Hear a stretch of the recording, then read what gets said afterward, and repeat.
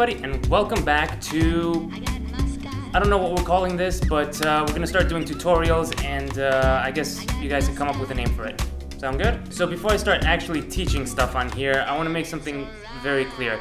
This channel is supposed to be for magicians and sleight of hand enthusiasts that want to improve their sleight of hand, their technique, and the way that they perform. I'm hopefully going to try to give you tips and tricks that I've learned along the way in my career and performing over the last years to try to help to improve what you already do. Okay, so I do very much recommend that you get the basics down, okay? Learn to do the basics and do them right, because that will affect what you learn from here on out, okay? So in this video series, we're gonna start slow and we're going to build up from there. We're going to start with simple tricks and simple techniques and things that I think everybody should learn in the beginning, and then from there build it up more and more, and I'm going to go into theory and a lot of very, very cool stuff that I'm excited to share. I have a whole list of like 80 things so far. And I'm going to try to do these videos as often as I can. For this tutorial, we're going to talk about the double lift. Now, the double lift is the most overused move in Magic, bar none.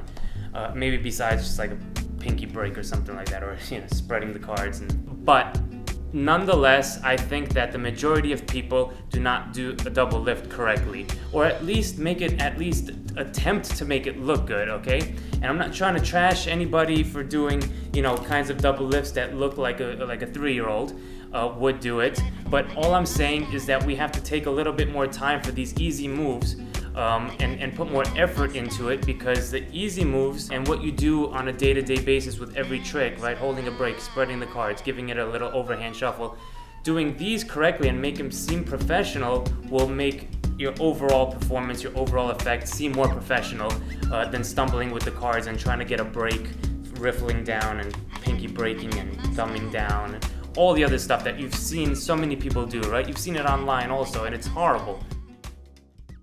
Okay guys, so here's the push-off double lift. This is how it should look. I show the top card is the 9 of spades, and I turn it back over, and the card magically changes into a different card. So obviously what's happening here is we're doing 2 cards at the same time, making it look like one, but there are ways to do it correctly and, in my opinion, incorrectly. So first let's look at the problems with it. A lot of the times you need a break under the first 2 cards to flip it over, right? And that looks like this, blah, blah, blah, blah, right? And you could even hear it. And then they're in this awkward position. Sometimes from the side, even this is seen. And then they turn over the card, right? Maybe in this manner, maybe they turn it over and still hold the break here, which this is very, in my opinion, this is awkward. And doesn't feel natural. It feels like you're, why are you holding it in this weird position? So I don't like having the get ready, okay? The easiest way to get straight into it is to do a push-off. Now, pushing off 2 cards is the first thing that you're going to learn, all right? Pushing off 2 cards starts like this, by getting your hand position in the right way. At this point right now, there's different ways to hold the deck. You can straddle the deck like this with your pinky here. You can hold it just like that with your thumb across. You could hold it with your thumb here, okay? So the way that I do it is with my thumb here, because this is where I'm pushing it off from, not the middle. So the top left corner, not all the way in the corner, just below it, okay? And my fingers, my last 3 fingers, middle finger, ring finger, and pinky, are on this side here. And also the first finger is here. And this doesn't really need to move much. It just stays on the deck like this, okay? Now I also bevel the cards a little bit in this direction to make it easy for me. That's gonna help with the push-off procedure, okay? So I just bevel it just like that a little bit. All right, now, first step is to push off and try to push off 2. You literally, this is the way that you start. Try to push off 2 cards, and this is gonna happen in the beginning. You're gonna get a mess, okay? And that's okay. The most important thing is to get this portion, if you see that it's coming off and it's not straight, the most important thing is to get this portion, the bottom left, into around this area of the thumb crotch, okay? So right about there, right? Where you would almost classic palm an item. I place the deck here, and then as I squeeze in, it automatically goes, and it goes about this area. All right. So from here, if I push, it's going to come off this way, and this will help in squaring up the cards. Okay. So just in case, look, if they're off center, that's because they're not here, right? It's very hard to keep them together while you push off two cards if it's not pivoting off of something, at least in the beginning. Okay, so from the very first push, you can see that it pivots off right here. Okay, that's step number one. Now, step number two is obviously to not push, you would think, is to not push over more than two cards, okay? Because the whole point is to push off two. I want to say that this is not entirely true, because from the first step, I'm going to push off, try to push two. Now, if you do push three, that's fine. We're going to show you just in a bit how you can actually use it to your advantage if you do push off three. But now, the third one is pushed over, okay? So at this point, I have two cards right here, pushed off, and I have this one, the third one, also pushed off, okay? Now, in the first second of the move, you're going to square everything up and clean everything up as these fingers come. Now, these three fingers here play a big part, okay? Because these three fingers, what they're going to do is they're going to take whatever's extra, so in this case, it's that third card, and put pressure on it so it doesn't push off more, okay? So you see that, all right? So that helps in not pushing off more. Look, right at this point, look, four are pushed off. I use these three fingers as a squaring up technique where I take everything back and I square it back on and only leave these two as far as possible, okay? And you're pushing with this part of the thumb, okay?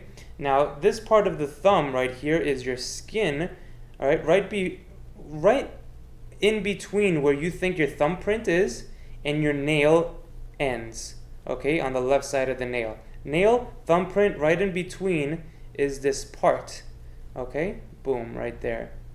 And that's what you're going to use to push it off. Don't try to put your whole thumb on it, just the smallest piece right there. And I could actually feel my nail a little bit on the card, okay? Put pressure all the time. It's pivoting on this, and now we're going to take the card and turn it over, all right? At this point, to turn over the card, there's a few options. My favorite way of doing it is to come here, take the card, and literally give it a bend, just a little bit of a bend, and have the card turn over just like that, and have it square up, okay? I'm going to do the exact same move again. As I'm talking, as I'm chatting, the first move happens, and I take a look right here. I can see that I'm pushing off the first two, pretty nice and tight. This hand will come here to square everything up, okay, just in case, all right? And this is covering everything, and I push it off while I tilt just a little bit with my hand, okay? So I'm talking, I'll do this from the beginning. I talk. As I'm ready to do the move, look, it's already done. I tilt up, and I get that push off. I come here, use my thumb to bend just a little bit. That's going to keep everything together, and I square up, and I let it flip over, blah, blah, blah, blah, blah. Hold out your hand or whatever you want to do, and now you're back to reversing it. Okay. Here, show the card, la, la, la, la, and like that, okay? So that is the first way of turning over the card, okay? I would recommend that you learn this without trying to get a break after you first do the move. So after you first do the move, let's say you turn over the card just like this. A lot of the times you would want to turn them over and get a break over here, okay? My suggestion is maybe that's good in the beginning, but I think you should learn to do it without a break because you'll find it that much more easier when going into the move. Now, the second way to turn it over is with the ring finger and the thumb grabbing the card just like this and turning it over here. Now, this has an advantage, at least for the people thinking that, oh, the second time I have to get a push off again. What you can do is push it off just like this, pivot, and square everything up. At this point, right before you're turning, you're squaring. this finger squares here. It pivots on this, so that creates a center point of where it's twisting from. And I don't go all the way out here. I just come here and then I turn it over this way. And now I hold it between the first finger and the thumb of the left hand, out jogged, or rather side jogged this way. At this point, it's very nice because you don't need a break or anything. I can talk, show the card, and turn it back over, push it off. This is what we want to avoid.